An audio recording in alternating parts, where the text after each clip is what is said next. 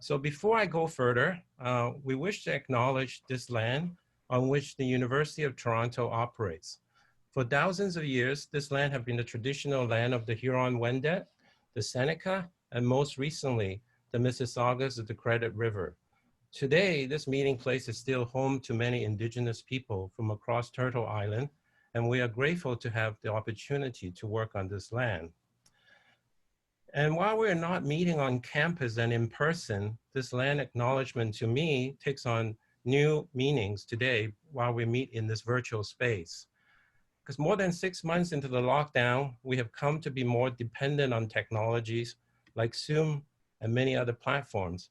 But these platforms are supposed to sit in the cloud, and the image of the cloud is that of placeless, ethereal, muted, and unmediated. But behind each of our screens is actually a universe of black box technologies and cultural norms encoded by mostly white technocratic class from the Silicon Valleys, all working to keep us from noticing their existence. And far from being immaterial, the cloud is really possible only because of the massive material infrastructure, the endless miles of fiber optic cables buried deep underground and under the sea, and the millions of routers and switches that connect them all, not to mention the massive number of data centers that power them. All of these are deeply entangled with the land and resources that were once occupied by Indigenous people for generations, but are now forgotten. If you follow these cables, you'll also notice that they grew out of legacy networks, such as the railroad tracks, sewer lines, and television circuits. Some of you may not know this, but UTSC was built in the 1960s as the state-of-the-art television campus. The plan then was to have professor record the lectures and student then attend the lectures in the classroom through closed circuit TV. Sounds a little bit familiar, right? At that time, in the 60s, millions of dollars were spent on wiring the classroom with then the latest TV technologies. TV studios and control rooms were built, but by the late 60s, a total of 20 hours of recordings were made.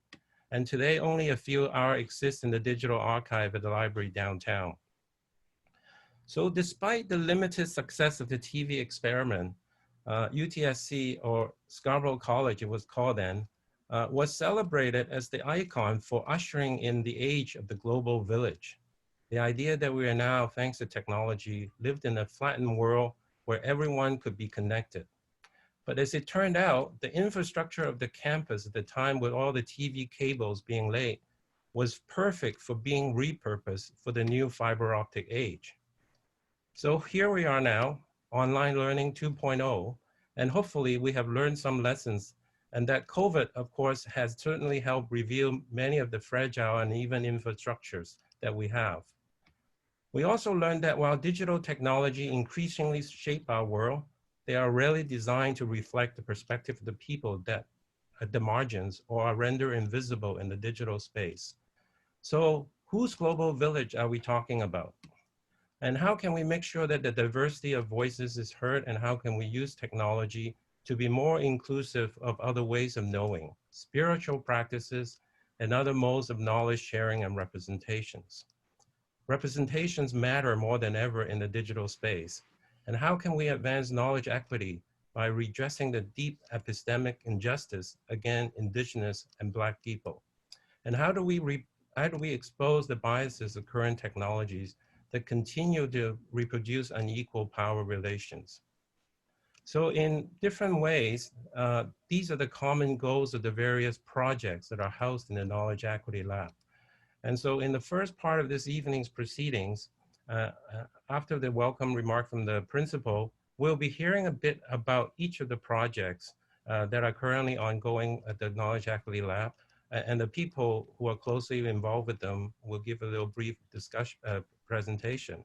We'll also get to hear some performances in between.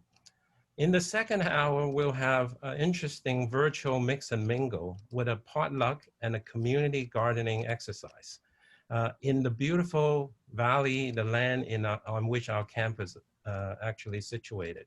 You'll find out how you're actually going to get there. Now, all these wonderful programming was the result of the hard work of a group of volunteers that have been working very hard over the summers for several months. The teams has current and former students and also our community partners. And this team had been led by this incredibly thoughtful, creative, tireless, and fearless Maggie Huang. And Maggie, I really want to thank you from the bottom of my heart because I know this evening and the lab actually would not be possible without your leadership. So I really, really appreciate all the work you put in to support this. Uh, so I, I'm gonna shut up and I'd like to invite our principal, Professor Wisdom Teddy, to say a few words to our guests.